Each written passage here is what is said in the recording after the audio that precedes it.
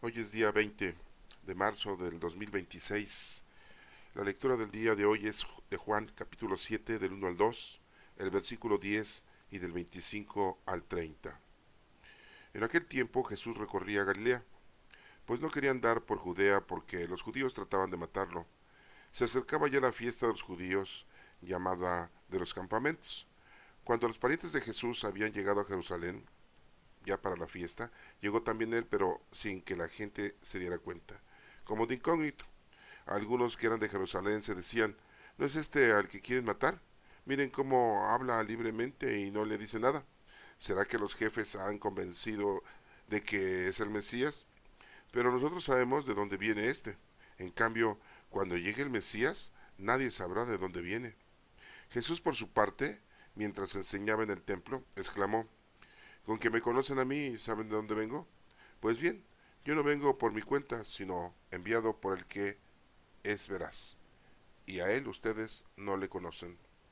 Pero yo sí lo conozco porque procedo de él y él me ha enviado. Trataron entonces de capturarlo, pero nadie le pudo echar mano porque todavía no había llegado su hora. Esta es palabra de Dios. Honor y gloria a ti, Señor Jesús. El Evangelio de Juan, capítulo 7 del 1 al 2, el versículo 10 y del 25 al 30, nos menciona que en aquel tiempo Jesús recorría Galilea. Recordemos que Galilea es la parte norte del país de Israel, en la parte central está Samaria y en la parte sur es Judea. Así se dividen esas tres partes. Y bueno, pues dice que no quería andar por Judea porque los judíos trataban de matarlo. Hablar de judíos posiblemente está hablando no solamente de la gente, sino principalmente de los fariseos, escribas, saduceos, esenios. Bueno, ¿por qué le querían matar a nuestro Señor Jesucristo? Porque mucha gente ya seguía a Jesús por su prédica, porque los ayudaba, porque les daba de comer, porque los hacía tener paz y tranquilidad en sus vidas. En cambio ya no querían escuchar la palabrería de los escribas y fariseos y que no les llenaba de tranquilidad y paz en su vida. Esa es una. Otra es que los fariseos y escribas, bueno, pues tenían mucha envidia de que Jesucristo lo siguiera mucha gente. Y sentían que si esto pasaba y seguía pasando, pues mucha gente ya no iba a tenerlos como jefes a ellos, el Sanedrín. Veían a Jesucristo como un gran profeta. Los fariseos y escribas tenían miedo de que entonces Roma pues, ya los hiciera a un lado a ellos porque no podían controlar a su pueblo, no podían tenerlo en paz. Esa era la negociación que habían tenido los romanos con los del Sanedrín. Tú tienes en paz a tu pueblo y yo te permito que tú tengas esta autoridad sobre tu pueblo y que tengas este guardia personal, ¿sí? Y nos vamos llevando muy tranquilamente, ¿no? Y bueno, pues eran beneficiados los escribas y los fariseos con esa negociación, ¿no? Vivían muy bien. Pero creen que tampoco trabajaban, vivían de lo que le quitaban a la gente, ¿no? Y bueno, pues dice aquí que pues acercaba la fiesta, la que es llamada de los campamentos, ¿no? Dice que cuando llegaron los parientes de Jesús habían llegado ya a Jerusalén para la fiesta. ¿Cuáles eran los parientes de Jesús? Bueno, pues recuerden que para empezar tenía medios hermanos, lo que decimos hoy medios hermanos, que eran los hijos de José. Uno se llamaba Jacobo, otro se llamaba... ¿Por qué Jacobo, un hijo de José, se llamaba? Porque así se llamaba el papá de José. Otro se llamaba José, como José, otro se llamaba Simón, otro se llamaba Judas. ¿Sí? Y tenía hijas, tuvo hijas con su primer matrimonio. Recuerden que José era viudo. Bueno, pues esos eran parientes de nuestros y sus hijos de esos, pues eran sobrinos de nuestro Señor Jesucristo, ¿no? Sí, o sea que era toda una parentela, ¿no? Y pues estamos hablando también de que pues tenía por ahí otros familiares que no se mencionan, pero pues no he sacado de la nada a nuestro Señor Jesucristo, tenía familia. Dice aquí que llegaron a Jerusalén a ese tipo de fiesta, ¿sí? Y que pues él llegó de una manera incógnita para que no lo percibieran, ¿no? Porque recuerden que pues lo que querían era aprenderlo y matarlo. Pero lo reconocieron algunos, dicen, no es este el que quieren matar, miren cómo habla libremente, ¿sí? Y ellos pensaron, ¿será que los jefes se han convencido de que él es el Mesías? Pero nosotros sabemos de dónde viene este. En cambio, cuando llegue el Mesías, nadie sabrá de dónde viene. Esa era la historia que ellos tienen, ¿no? Que pues nadie sabe de dónde va a venir nuestro Señor Jesucristo, el Mesías, entonces el Salvador prometido, Emanuel, como decían las escrituras. Por eso decían ellos, pues no sabemos de dónde viene. Y él sí sabemos de dónde viene, pues vive en Nazaret. Su papá es carpintero, ¿no? Sí. Y yo lo había reconocido porque cada año iban a Jerusalén, ¿eh? No crean que nada más iban cada 20 años, cada 15 años, cada 10 años, pues cada año iban a celebrar las fiestas ahí en Jerusalén, en el templo de Jerusalén. Bueno, y bueno, pues lo reconocen, ¿no? Dice aquí que Jesús, por su parte, mientras enseñaba en el templo, exclamó, ¿con que me conocen a mí? ¿Y saben de dónde vengo? Pues sí, ¿no? Pues es de Nazaret, ¿no? Aunque no nació en Nazaret, él había nacido en Belén. Por lo de cuestión del censo, que tuvo que regresar José con María a registrarse en Belén, porque ellos eran de ahí. Y pues fue un censo que hizo Roma para saber cuánta gente era de cada población, ¿no? Y nace ahí Jesucristo, ¿sí? En Judea. Recuerden que el único apóstol de nuestro Señor Jesucristo que no era de Galilea era Judas Iscariote, que también era de Judea. Era paisano de nuestro Señor Jesucristo, posiblemente hasta familiar. Pero Judas Iscariote pues vivía en Judea y Jesús vivió en Galilea, en el norte del país de Israel. ¿Sí? Lo pueden revisar en un mapa de aquel entonces para que lo tengan ustedes con más exactitud. Entonces dice, ustedes me conocen, ¿verdad? Y saben de dónde vengo. Pues bien, les dice, yo no vengo por mi cuenta, sino enviado por el que es veraz. Recuerden que nuestro Señor Jesucristo, antes de llegar aquí, es Dios. Cuando está aquí, lo denominamos como Hijo de Dios, así dijo nuestro Padre Dios. Y cuando se va de aquí, es Dios Hijo. Así nosotros lo identificamos. Porque Dios se rebajó en la condición humana para podernos enseñar qué es lo que tenemos que hacer y cómo lo tenemos que hacer. Desgraciadamente, pues han pasado miles de años, estamos en el año 7586 judío, ¿sí? Y estamos en el año 2026 cristiano, ¿sí? Y bueno, les digo esto porque, pues desafortunadamente, pues han pasado mucho tiempo, ¿no? Ha pasado mucha historia y seguimos en lo mismo, no hemos aprendido lo que tenemos que aprender de hacer lo que nos corresponde, que es hacer el bien a los demás. Son las obras de caridad que tenemos que hacerlas, ¿sí? Entonces, pues es importante que nos demos cuenta que, pues hoy en día, pues nuestro trabajo es amar a Dios sobre todas las cosas y a tu prójimo como a ti mismo, ¿sí? Y desafortunadamente, pues no lo hacemos.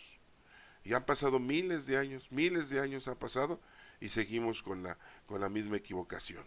Les digo, estamos en el año 5786, ¿sí? Judío, y año cristiano 2026. Y sigue habiendo mucha maldad en nosotros. Hay, pues, deterioro de nuestras vidas. No hemos aprendido, ¿sí? Bueno, y nos dice aquí, pues bien, yo no vengo por mi cuenta, sino enviado por el que me es veraz y a él ustedes no lo conocen. Pero yo sí lo conozco, dice Jesús, pues ese es Dios mismo, ¿no? Porque procedo de él y él me ha enviado, ¿sí? Es el formato en como nosotros hemos conocido parte de Dios. Recuerden que, bueno, pues en los evangelios nos mencionan que Jesús, cuando fue bautizado por su primo Juan en el río Jordán, se escuchó una voz que dijo, este es mi hijo amado, el que tengo mis complacencias, escúchenle. Ahí está. Otra ocasión fue cuando fue la transfiguración, cuando Jesucristo llamó a Simón, a, a Jacobo y a Juan, los hermanos, los hijos del señor Zebedeo, Jacobo el mayor, así le dicen, o Santiago el mayor, para que me entiendan, para que vieran la transfiguración. Se presentó ahí Elías y Moisés, representando la ley, Moisés, y Elías representando el cumplimiento de la ley. y Jesús en medio de ellos, como diciendo, hay una nueva alianza, ¿sí? Y nos viene a enseñar. Y bueno, ya hemos visto ese evangelio, ya lo hemos explicado. Lo menciono porque en ese momento Dios también dijo, este es mi hijo amado al que tengo mis complacencias, escuchen. O sea que así nos lo representa nuestro Señor. Y Dios se nos ha representado, se nos ha manifestado en tres formas, ¿sí? En un Dios creador, hoy le decimos Dios Padre creador, a nuestro Señor Jesucristo Yeshua Salvador, que eso significa Yeshua, ya Salvador, y al Espíritu Santo santificador, que ya llegó, que el Espíritu Santo está con todos nosotros. Anteriormente se le daba nada más a los profetas, o hablaba por medio de boca de los profetas, o Jesucristo le dio el Espíritu Santo a los apóstoles en determinados momentos para que fueran a predicar la palabra de Dios, para que hicieran el bien a los demás, resucitaran a los muertos y le sacaran del demonio a la gente. En una ocasión mandó a 72 discípulos, pero el Espíritu Santo otorgaba a él. Pero ya cuando él se va, 50 días después de su resurrección, viene el Espíritu Santo a toda la humanidad. Y hoy en día todo el ser humano que nazca tiene al Espíritu Santo. Ya lo pueden hacer ustedes de una manera sacramental, si ustedes quieren, ¿sí? En la institución, en nuestra iglesia, ¿no? En donde son bautizados, ¿sí? Son confirmados, que son los sacramentos de iniciación. En nuestra iglesia pues se manejan 7 sacramentos, ¿sí? El de reconciliación y la común unión con Dios, ¿sí? La unción de los enfermos, la orden sacerdotal y el sacramento del matrimonio, de la unión. Bien, pues dice aquí muy claramente, ustedes no lo conocen a Dios, pero yo sí lo conozco porque procedo de Él y Él me ha enviado. Trataron entonces de capturarlo, pero nadie le pudo echar mano porque todavía no había llegado su hora. Eso es importante también tenerlo, hermanos, porque este nos vamos a ir nosotros el día que nos moramos, nos vamos a ir el día que Dios diga. Todo es un plan salvífico. Dios sabe perfectamente cuándo te tienes que ir de este planeta, cuándo tienes que morir, ¿no? Él decide. Sí, porque mucha gente dice, ah, pues él sí, ya tengo mi día y mi hora. No, no, no. O sea, el día y la hora la tiene Dios. Sí, es muy diferente, ¿eh? Y él decide cuándo. Solamente él. ¿Sí? Muchas veces nosotros estamos en peligro de muerte y a lo mejor hasta tratamos de morirnos, nosotros nos tratamos de suicidar y no nos morimos. A lo mejor quedamos todos inválidos, todos ahí enfermos y no nos morimos. Y a ver, a lo mejor hay ocasiones en que queremos nosotros cuidarnos demasiado y no querernos morir y el Señor decide que ya te tienes que ir. Eso no está muy claro, ¿eh? ¿A poco no lo han ustedes percibido? ¿A poco no lo han analizado? ¿A poco no se han dado cuenta que así es? ¿Sí?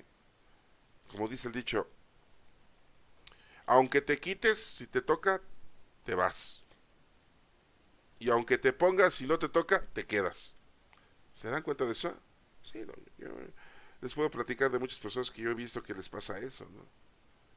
Y bueno, pues aquí termina la lectura, dice, tratando entonces de capturarlo, pero nadie pudo echar mano porque todavía no había llegado su hora. ¿Cuántas veces Jesús les dijo que lo iban a matar, a capturar? 3 veces. Se los dijo a sus discípulos, a sus apóstoles. Pero no le ponían atención, no lo entendían. ¿Cómo es eso de que te van a arrestar, te van a condenar, te van a maltratar, sí, te van a crucificar? Pero dice que al tercer día vas a resucitar. Pues ¿cómo está eso? Porque no era muy normal que la gente resucitara, ¿eh? En Jesucristo, bueno, pues veían que resucitaba a las personas. Resucitó a Lázaro, su amigo que vivía en Betania, hermano de Marta y María, las de Betania, el de Betania, ¿no? Acuérdense que pues ya había muerto y fueron a buscarlo y Jesucristo lo resucita. ¿Sí? También a un joven que venía, su mamá y él venían del pueblo de Naín, y Jesús lo resucita a Naim. ¿Sí? Esas dos resurrecciones las tenemos muy bien firme, ¿no? Hay otro pasaje bíblico en donde menciona que un sirviente de un oficial, Mateo no lo menciona así, pero Juan nos menciona que es un funcionario del gobierno y que es su hijo. A lo mejor son dos sucesos diferentes, pero bueno, pero dice que lo cura nuestro Señor, ¿sí? O sea, no estaba muerto. En otra ocasión hay otro evangelio en donde la hija de un jefe de la sinagoga, Jairo, ¿verdad?, le pide a nuestro Señor Jesucristo que le cure a su hija. Y ya estaban cantándole cánticos fúnebres cuando Jesucristo llega y los ve y les dice, la niña no ha muerto, está dormida. Y todos empezaron a reír de él, ¿no? Dijeron, no, pues no mientes, o sea, ya nos dimos cuenta que está muerto. Pues claro, no conocían a nuestro Señor Jesucristo, ¿no? No sabían quién era. Entonces Jesucristo pues los hace a un lado y nada más deja que entre a la habitación del papá y la mamá, ¿va? Y le dice a la niña, Tarita Kuben, o sea, levántate y camina. Pero no estaba muerta, mismo Jesús lo dijo, estaba dormida, ¿no? Entonces esa resurrección no cuenta. Pero déjenme decirles que cuando nuestro Señor Jesucristo muere en la cruz, que ya pronto vamos a celebrar eso, y digo bien es celebrar, porque es un plan salvífico de Dios y es algo muy bueno para nosotros, y lo debemos de celebrar, y agradecer a nuestro Padre Dios que nos liberó, ¿sí? Y que nos enseñó a conocerlo, amarlo y servirlo. Bueno, les decía que cuando nuestro Señor Jesucristo murió en la cruz, pasaron muchas cosas.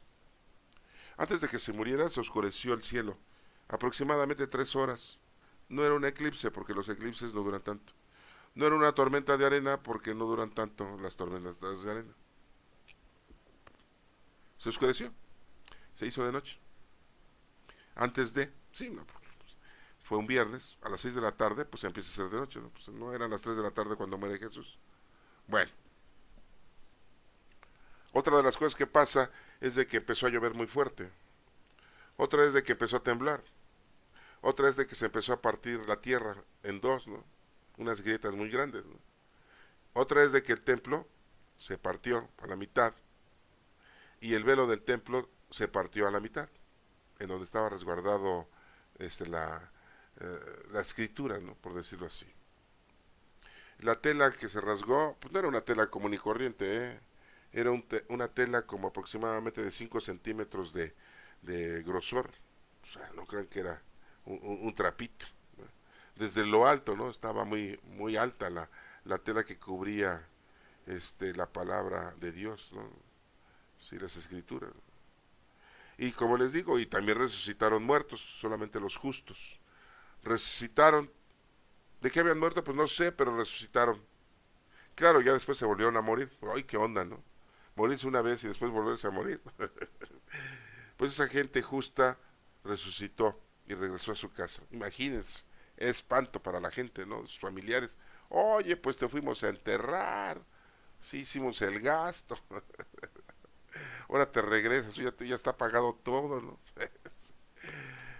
Pero solamente resucitaron los justos, ¿eh? O sea, la gente buena.